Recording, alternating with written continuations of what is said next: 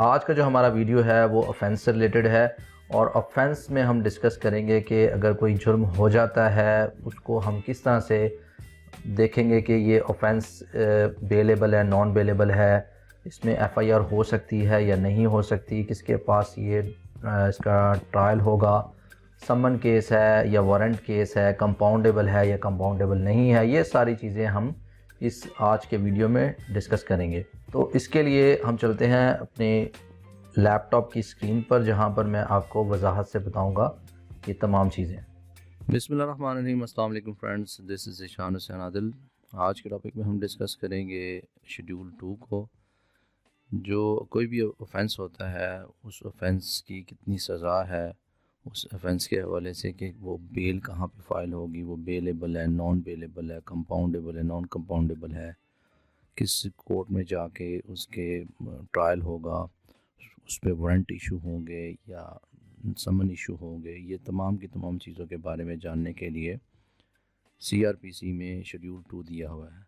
PPC में जितने भी ऑफेंसेस का ज़िक्र है उसके हवाले से वो तमाम चीज़ों के बारे में गाइडलाइंस वो सीआरपीसी के शेड्यूल 2 में है, जिस तरह कि आप ये स्क्रीन पर देख रहे हैं। अब इसके 8 कॉलम होते हैं, ये जिस तरह के आप 8 कॉलम देख रहे हैं, और इसमें हर हेडिंग में जो एक एक चीज़ बताई गई है। सबसे पहले हम देखेंगे कॉलम नंबर 1।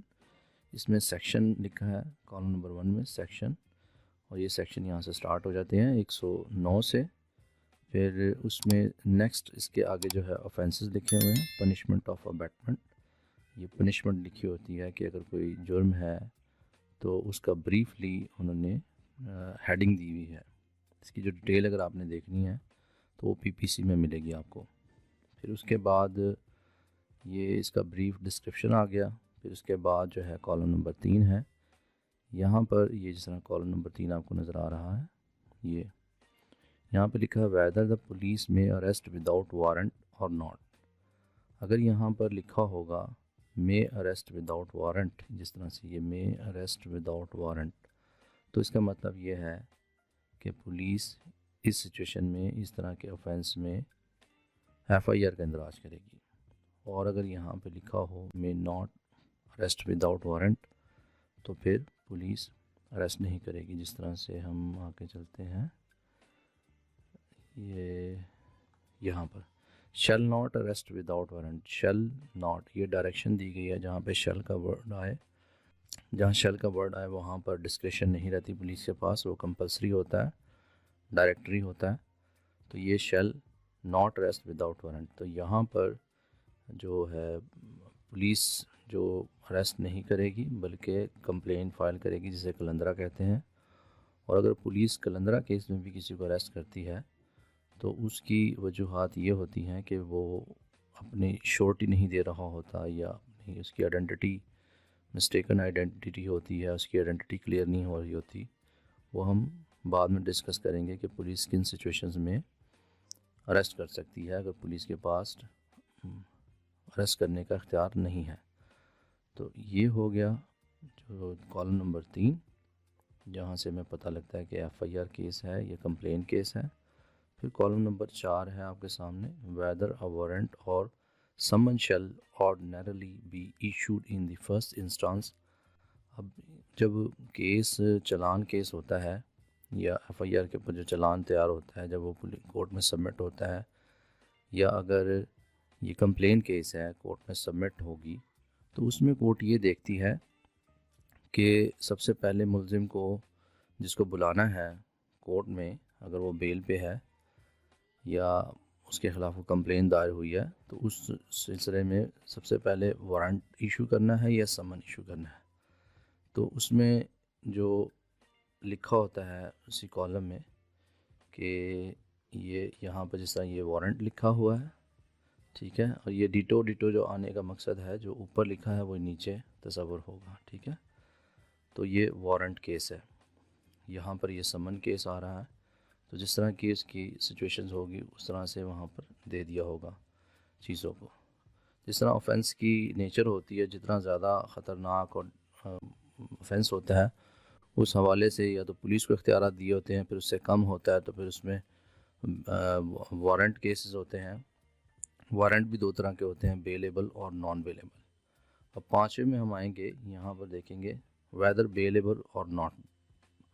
अगर कोई जुर्म हुआ है तो वो अगर बेलेबल है तो उसको हम सेक्शन 5 से गाइडेंस सीख करेंगे कि क्या उसमें बेल हो सकती है या नहीं हो सकती।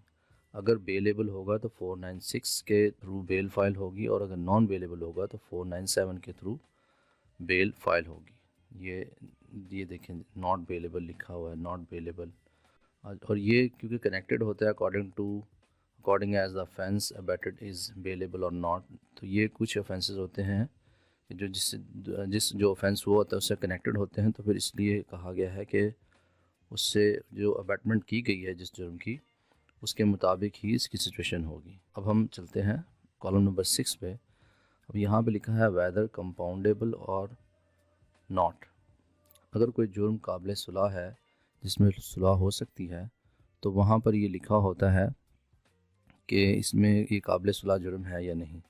अगर तो काबिल सुलह जुर्म होगा तो अदालत उस केस को ख़त्म कर देगी, क्योंकि जो पार्टीज़ हैं उसमें सुलह हो चुकी है। और अगर नाकाबिल सुलह है, नॉन कंपाउंडेबल है, तो ऐसी सूरत हाल में सुलह नहीं होती। ट्रायल होता है और उसकी जजमेंट आती है, कोर्ट या तो मुल्ज़िम को एक्विट करती है या कन्विक्ट करती है। तो ये अगर नॉन कंपाउंडेबल होगा तो यहाँ पर सुलह नहीं होगी, बल्कि कन्विक्शन ही होगी या फिर एक्विटल होगी।